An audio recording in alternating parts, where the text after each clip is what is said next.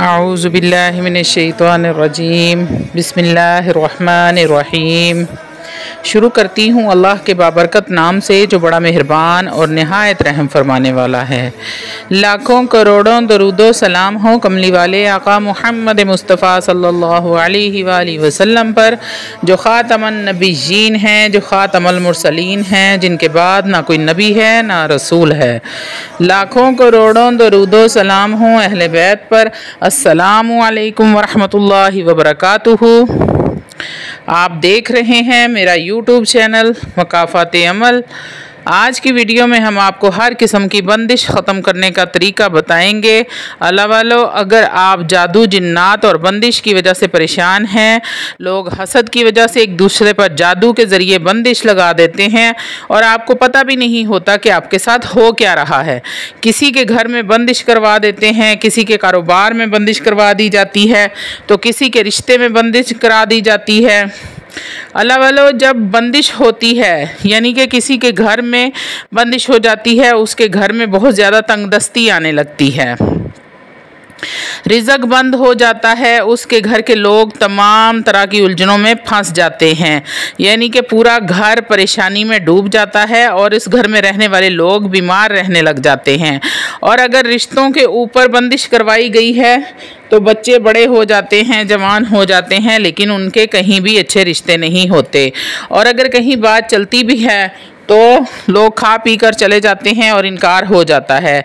और अगर किसी के कारोबार में बंदिश लगाई गई हो तो फिर कारोबार ठप हो जाता है, नीचे गिरता चला जाता है।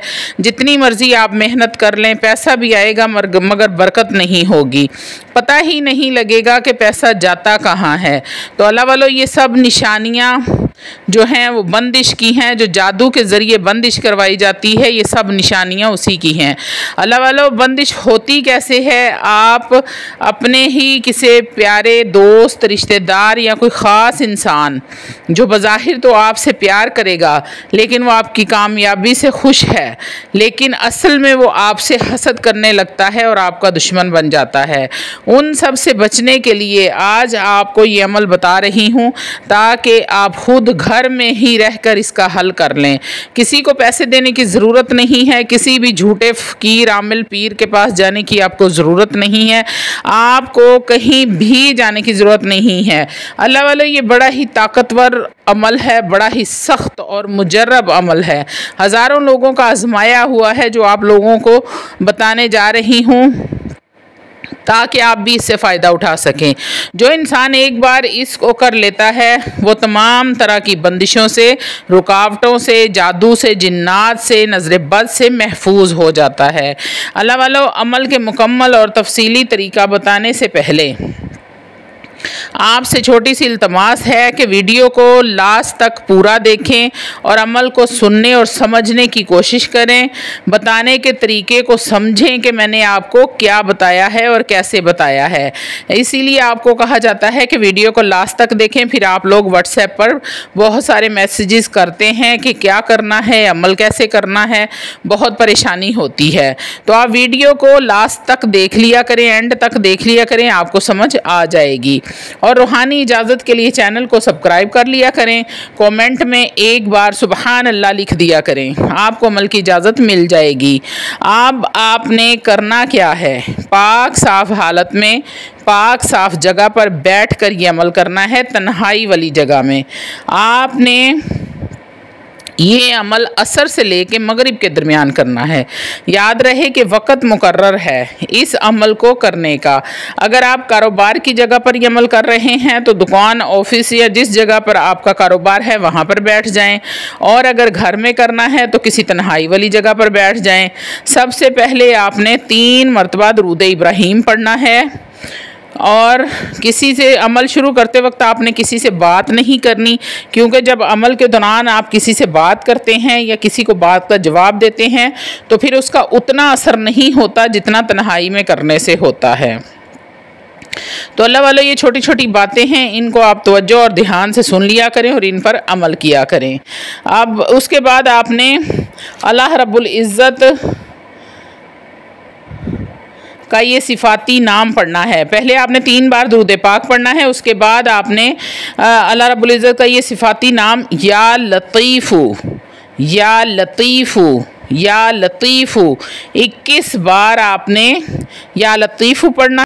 उसके बाद आपने सूरतुन नास पढ़नी है। 11 मरतबा आपने सूरह नास का विर्द करना है।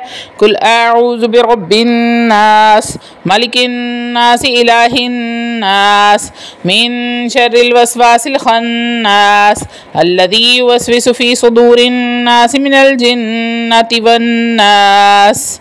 11 बार आपने सूरह नास पढ़नी है। 21 मरतबा आपने या लतीफ़ु पढ़ना है। फिर आखिर में 3 मरतबा दुरूद पाक पढ़ना है। और घर में बैठ कर अमल कर रहे हैं तो आपने घर में ऊपर की तरफ आसमान यानी आसमान की तरफ देखकर फूंक मार देनी है और यानी कि दम कर देना है। और इसी तरह आपने अपने कारोबार वाली जगह पर ये अमल कर रहे हैं तो ऊपर की तरफ मुंह करके दम कर देना है। इसी तरह आपको 7 दिन लगातार ये अमल करना है, एक दिन का भी नागा नहीं करना।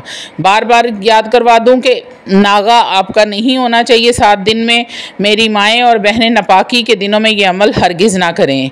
इंशाअल्लाह ताला 7 दिन के अंदर अंदर किसी भी किस्म का जादू होगा, जिन्नात का आना जाना होगा, शदीद किस्म की नज़र बद होगी, रिश्तों की बंदिश होगी, कारोबार की बंदिश होगी, तंग दस्ती होगी, गुर्बत होगी, सब कुछ ख़त्म हो जाएगा। अल्लाह वालों, आप हर एक बुरी चीज़ से महफूज हो जाएंगे। हिफाजत के लिए बड़ा ही मुजर्रब अमल है ये। आप एक दफ़ा इसको लाजमन ट्राई कीजिएगा। जिन जिन हजरात के साथ ये मामलात हैं, उनके घरों में बीमारी है, उनके घरों में जादू जिन्नात का बसेरा है, या आप हसद या नज़र बद का शिकार हैं, बच्चों के रिश्ते नहीं होते, तो आपने एक बार इस अमल को लाजमी आजमाना है।